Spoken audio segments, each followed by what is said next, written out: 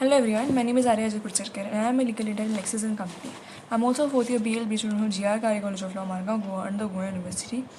And today I'm going to be talking on the topic of a public servant under section 21 of the Indian Penal Code. And the purpose of making this video is to spread awareness about the definition of a public servant under the Indian Penal Code. So section 21 says that the word public servant denotes a person calling under any of the following descriptions herein after following, namely, firstly, which is repealed by the adoption of Law Orders 1950. Second, every commissioned officer in military, naval, or air forces of India.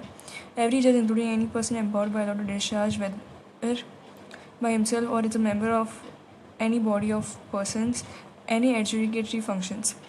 Every officer of a court of justice, including a liquidator, receiver, or commissioner, whose duty it is as such officer to investigate or report on any matter of law or fact, or to make, authenticate, or keep any document, or to take charge or dispose of any property, or to execute any judicial process, or to administer any oath, or to interpret, or to preserve orders in the court, and every person specially authorized by a court of justice to perform any of such duties.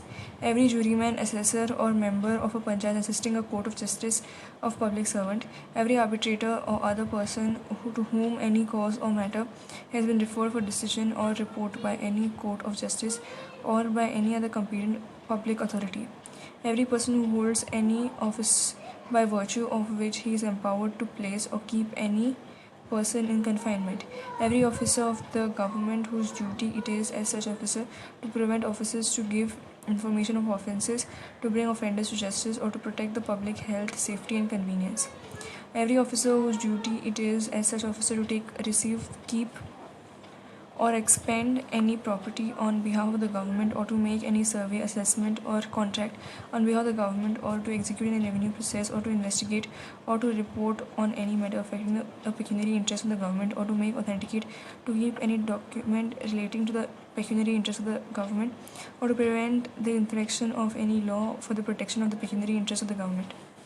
Every officer whose duty it is as such officer to take, receive, keep, or expand any property, to make any survey or assessment, or to levy any rate or tax for any secular common purpose or any village, town, or district, or to make, authenticate, or keep any document for ascertaining the rights of a people of the village, town, or district.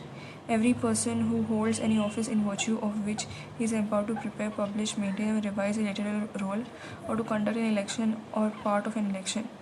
Every person in the service of pay of government or remunerated by fees or commission for the performance of public duty of the government, in the service of pay of local authority, a corporation established by or under a central, provincial, or state act, or government company as defined in section 617 of Companies Act 1956.